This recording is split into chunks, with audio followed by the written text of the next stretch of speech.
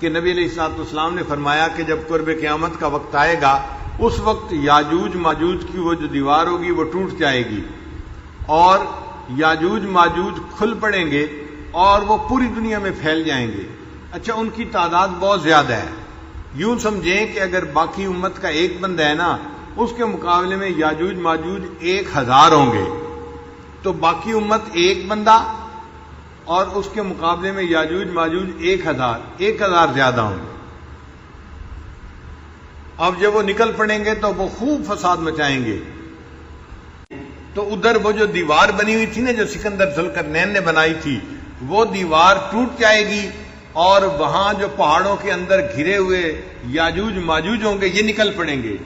یہ یاجوج ماجوج کون ہوں گے؟ یہ اولاد آدم میں سے ہی ہوں گے۔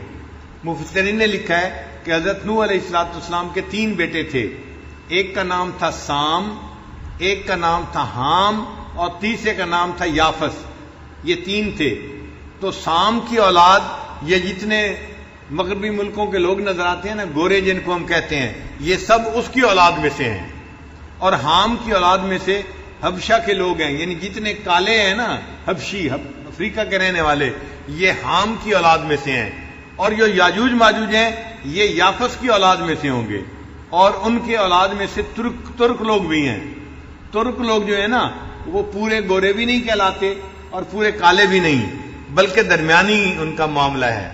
لہذا کتابوں میں لکھا ہے کہ یاجوج ماجوج کے بہت سارے قبیلے تھے، ان میں سے ایک قبیلہ جو تھا وہ دیوار کے اس طرف رہ گیا، اور یہ لوگ جو ہیں وہ ترک ہیں، اور جو باقی ہیں وہ دوسری طرف رہ گئے۔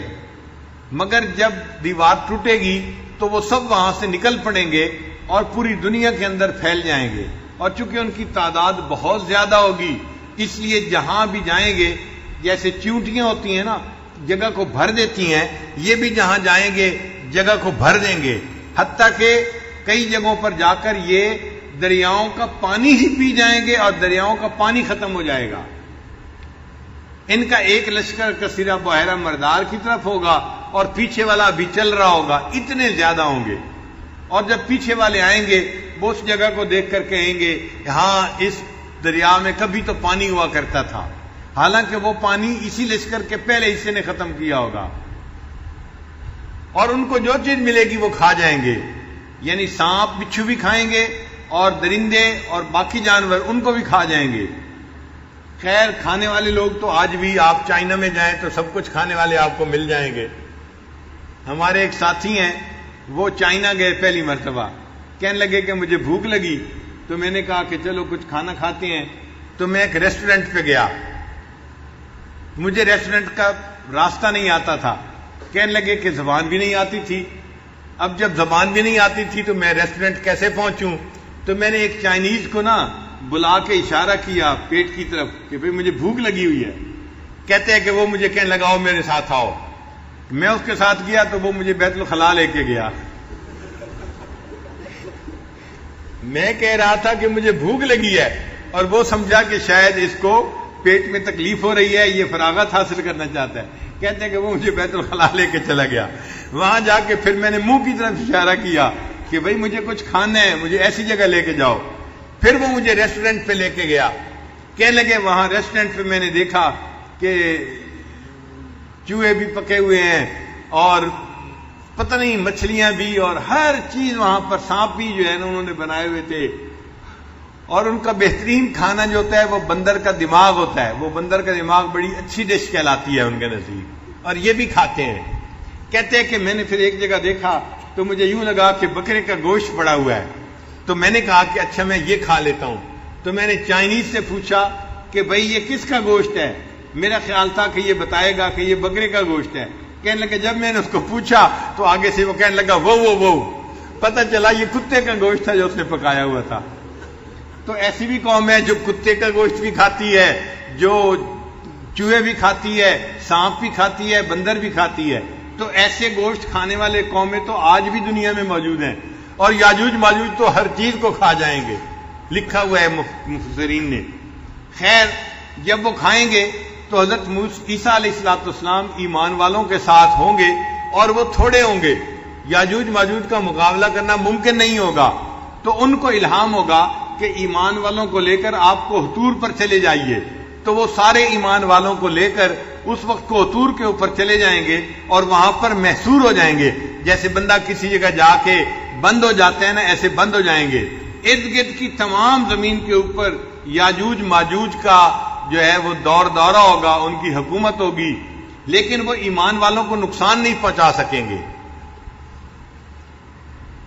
اللہ کی شان دیکھیں کہ جب وہ پوری دنیا کو ایک طرح سے فتح کر لیں گے نا، تو پھر یاجوج ماجوج سوچیں گے کہ ہم اب آسمان کی جو ہے نا مخلوق اس کو بھی فتح کرتے ہیں۔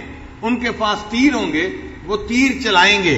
مفسرین نے لکھا کہ ان کے تیر جو ہوں گے وہ خون میں ڈوبے ہوئے واپس آئیں گے۔ جب واپس گریں گے تو یہ محسوس ہوگا کہ جیسے کسی کو لگے ہیں اور واپس آ کے گرے ہیں، مگر وہ جو خون ہوگا وہ ایسا ہوگا کہ اس میں ایک وائرس ہوگی، اور وہ وائرس اس میں پھیل جائے گی یاجوج ماجوج کے درمیان، چنانچہ ان کی گردن کے اوپر کچھ گلٹیاں بننی شروع ہو جائیں گی، اور اس کی وجہ سے، وائرس کی وجہ سے یاجوج ماجوج ساری کی ساری قوم ایک ہی وقت میں مر جائے گی، اور وہ اتنے زیادہ ہوں گے کہ زمین کے اوپر چند گز کی زمین بھی خالی نہیں ملے گی، ہر جگہ پر یاجوج ماجوج کی لاشیں پڑی ہوں گی۔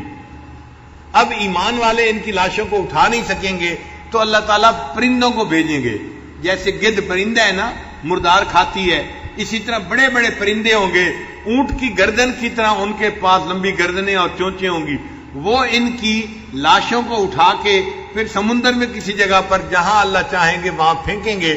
پھر اللہ تعالیٰ ایک تیز بارش برسائیں گے، اور اس بارش کی وجہ سے زمین کے اوپر جو یاجوج ماجوج کا خون ہوگا وہ بہہ جائے گا اور زمین بالکل پاک ہو جائے گی۔ پھر عیسیٰ علیہ السلام ایمان والوں کے ساتھ نکلیں گے، اور زمین کے اوپر اس وقت سب کے سب نیک لوگ ہوں گے۔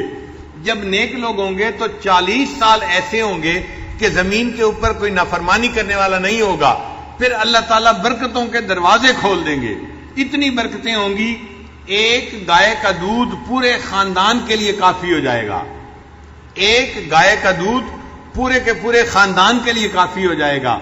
گندم بہت زیادہ ہوگی، فصلوں میں برکت ہوگی، حتیٰ کہ ایک انار پورے گھر کے افراد مل کر مشکل سے کھا سکیں گے۔ ایک انار اتنا بڑا ہوگا کہ اس کو مشکل سے گھر والے لوگ سب مل کے کھا سکیں گے۔ تو برکتیں ہوگی، چونکہ اللہ کی نافرمانی دنیا میں نہیں ہوگی۔ یہ عیسیٰ علیہ السلام کے زمانے میں ایسا وقت آئے گا۔ پھر آہستہ آہستہ لوگوں کے اندر پھر غفلت آنی شروع ہو جائے گی، اور پھر ان کے اندر ایسے لوگ ہو جائیں گے جو فسق و فجور والے ہوں گے۔ پھر ایک وقت آئے گا کہ اللہ تعالیٰ ایک ہوا چلائیں گے، اور یہ جو ہوا چلے گی یہ ایمان والوں کو لگے گی، اور ایمان والوں کو اس ہوا کے لگنے کی وجہ سے موت آ جائے گی، تو ایمان والے جو ہوں گے وہ کثرت کے ساتھ مر جائیں گے، اور دنیا کے اندر پھر خبیث لوگ رہ جائیں گے، شرار الناس رہ جائیں گے، اور یہ جو بدماش باقی رہ جائیں گے ان کے اوپر اللہ تعالیٰ قیامت کو قائم فرمائیں گے۔ تو ترتیب یہ بنے گی کہ پہلے دجال آئے گا، پھر اس کے بعد اس کو عیسیٰ علیہ السلام قتل کریں گے، پھر اس کے بعد عیسیٰ علیہ السلام ایمان والوں کے ساتھ زندگی گزاریں گے، مگر یاجوج ماجوج نکل آئیں گے، تو عیسیٰ علیہ السلام ان کو لے کے کوہتور پہ چلے جائیں گے، محصور ہو جائیں گے۔ پھر اللہ تعالیٰ یاجوج ماجوج کو ختم کر دے گا ایک وائرس کے ذریعے سے، اور ان کی لاشوں کو صاف کر دیا جائے گا۔ پھر اس کے بعد ایمان والے رہ جائیں گے، اور ایمان والوں کی وجہ سے اس زمین کے اوپر پھر برکتوں کے دروازے کھل جائیں گے۔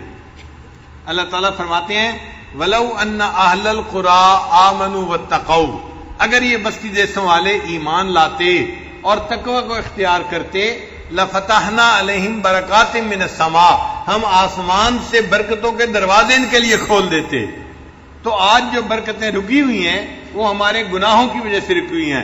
جب زمین پہ گناہ ختم ہو جائیں گے اللہ تعالیٰ برکتوں کے دروازے کھول دیں گے، اور اتنے دروازے ہوں گے ایک گائے کا دودھ پورے خاندان کے لیے کافی ہو جائے گا۔ آج تو دنیا نے گائے ایسی بنائی جو 100 کلو دودھ دیتی ہے۔ اس وقت دنیا میں جو زیادہ سے زیادہ دودھ دینے والی گائے ہے وہ 105 کلو دودھ ریکارڈ ہے پوری دنیا میں 24 گھنٹے میں، مگر اس وقت جو گائے ہوگی وہ اتنا دودھ دے گی کہ وہ دودھ پورے کے پورے خاندان کے لیے کافی ہو جائے گا، اور گندم میں برکت ہو جائے گی، اور پھلوں میں برکت ہو جائے گی، کہ پورا خاندان ایک گھر کے افراد مل کر مشکل سے انار کو کھا سکیں گے۔ یہ برکتوں کا زمانہ رہے گا، مگر انسان بھولنے والا ہے اور غفلت میں پڑنے والا ہے۔ آہستہ آہستہ پھر غفلت آنی شروع ہو جائے گی، اور اس غفلت کی وجہ سے پھر لوگوں میں فسق و فجور آ جائے گا۔ عیسیٰ علیہ السلام چلے جائیں گے اور دنیا کے اندر پھر آہستہ آہستہ فسق و فجور بڑھنا شروع ہو جائے گا۔ پھر ایک وقت آئے گا کہ اللہ تعالیٰ ایک ہوا چلائیں گے، اور یہ جو ہوا چلے گی یہ ایمان والوں کو لگے گی، اور ایمان والوں کو اس ہوا کے لگنے کی وجہ سے موت آ جائے گی، تو ایمان والے جو ہوں گے وہ کثرت کے ساتھ مر جائیں گے، اور دنیا کے اندر پھر خبیث لوگ رہ جائیں گے، شرار الناس رہ جائیں گے، اور یہ جو بدماش باقی رہ جائیں گے ان کے اوپر اللہ تعالیٰ قیامت کو قائم فرمائیں گے۔